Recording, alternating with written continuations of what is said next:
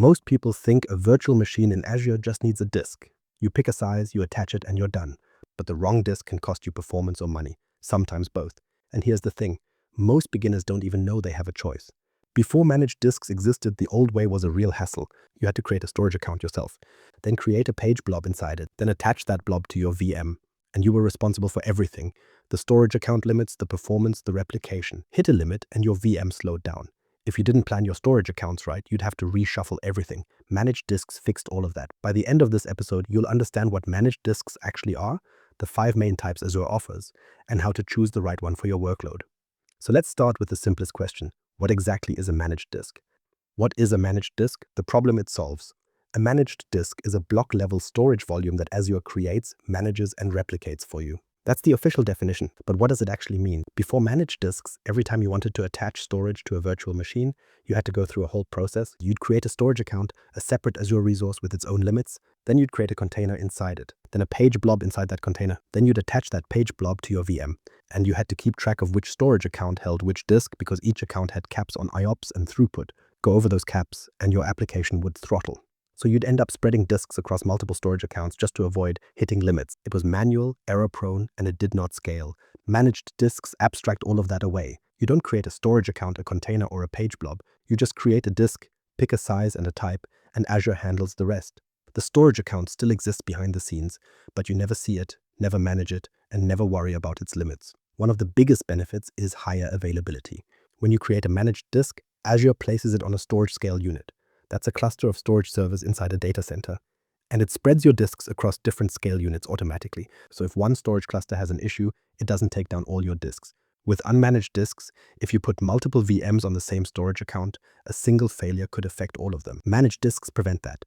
They also scale. You can have up to 50,000 managed disks per subscription per region. That's a lot of storage. Think of it like moving from managing your own file server to using a cloud file service. With the file server, you're responsible for the hardware, the drives, the backups, the network. With the cloud service, you just put your files there and it works.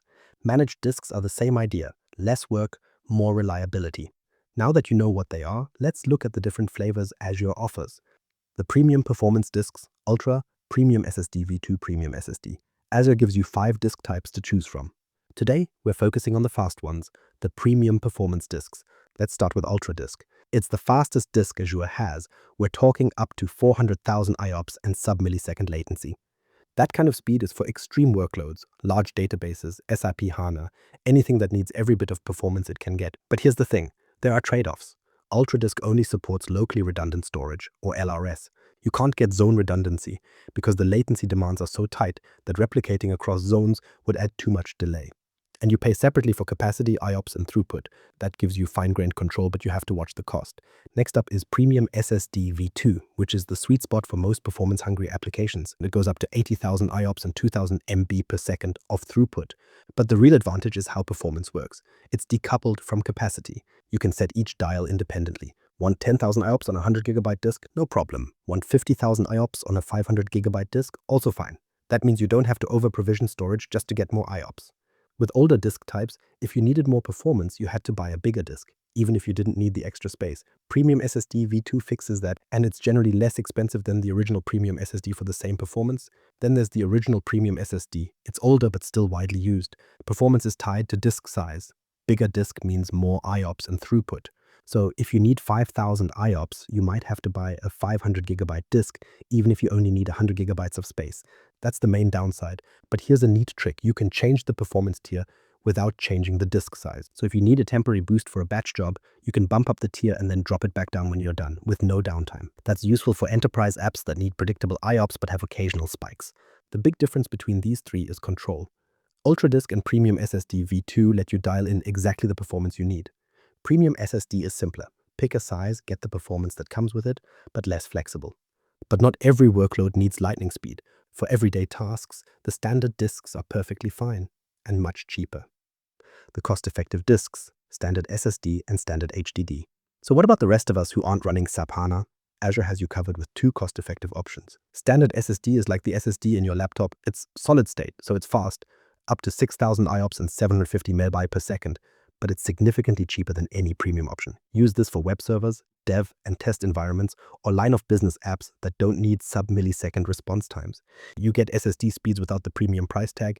Then there's standard HDD, a traditional spinning hard drive. It's the slowest option, up to 2000 IOPS and 500 MB per second, but it's also the cheapest.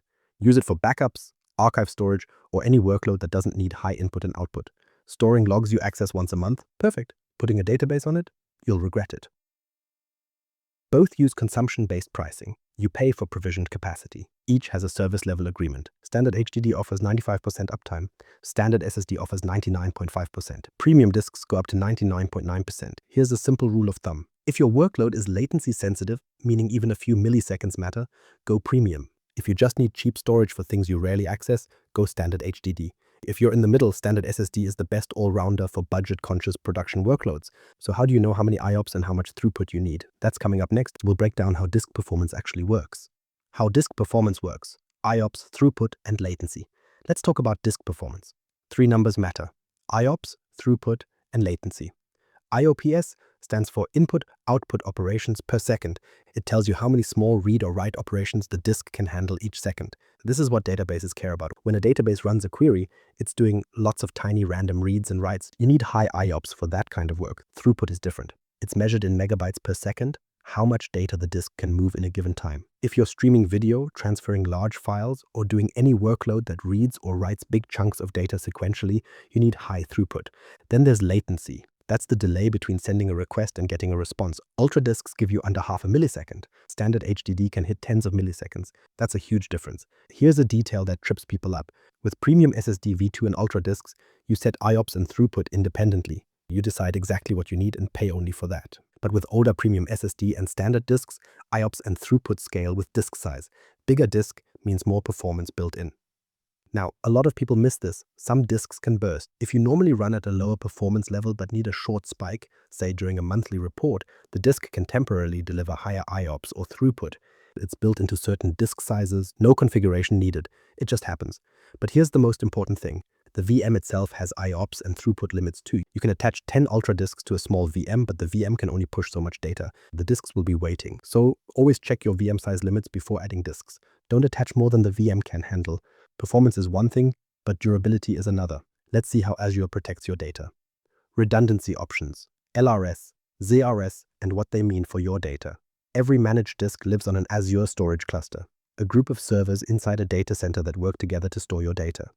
Azure automatically keeps 3 copies of your data in that same data center. We call that locally redundant storage, or LRS. It protects you against a single disk failure or a single server failure. Microsoft guarantees 99.99999% durability. Practically speaking, your data is not going to disappear. But what if the entire data center goes down? That's where Zone Redundant Storage, or ZRS, comes in. With ZRS, Azure keeps 3 copies of your data spread across different availability zones in the same region. Each zone is a physically separate data center with its own power, cooling, and network. So if one zone fails, your data is still safe in the other 2. That gives you 12 nines of durability. There's a catch. Ultra disks and premium SSD V2 only support LRS. The reason is latency. To replicate data across availability zones, you need to send it over fiber between data centers. That adds a few milliseconds of delay. For Ultra disks, which promise sub-millisecond latency, that's a deal breaker. So choosing between LRS and ZRS comes down to cost versus availability. ZRS costs more, but it keeps you running even if an entire zone goes down. For most workloads, LRS is fine. For mission-critical systems, ZRS is worth the extra cost. One more thing, there's no geo-redundancy for managed disks. Azure doesn't automatically replicate your disk data to another region. If you need disaster recovery across regions, say your primary region goes down and you want to spin up VMs in a secondary region, you have to handle that yourself. You can replicate snapshots to another region or use Azure Backup to store copies in a recovery service's vault. But it's not automatic. Now let's look at the roles disks play inside a virtual machine. OS disk, data disk, and temporary disk. What's the difference? Every virtual machine in Azure comes with at least one disk, the OS disk. That's where Windows or Linux lives. On Windows, it's the C drive. On Linux, it's a dev SDA. You can't remove it while the VM is running because it's the disk the machine boots from. But you can add more storage with data disks. Attach them for applications, databases, files, anything you want separate from the operating system.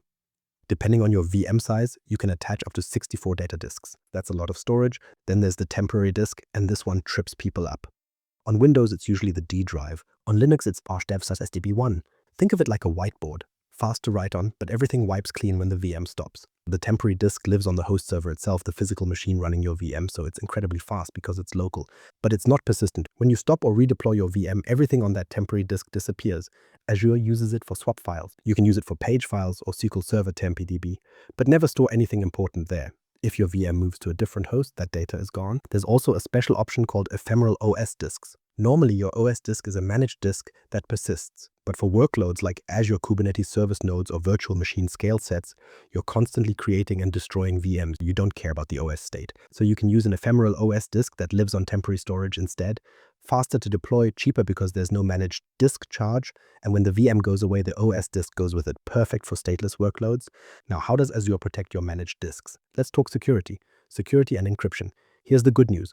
All managed disks are encrypted at rest by default. Azure uses server-side encryption with platform-managed keys. You don't have to turn it on or configure anything. Every new disk you create is automatically encrypted. That covers the basic requirement for most organizations. But what if you need more control? Maybe your compliance team wants you to manage your own encryption keys.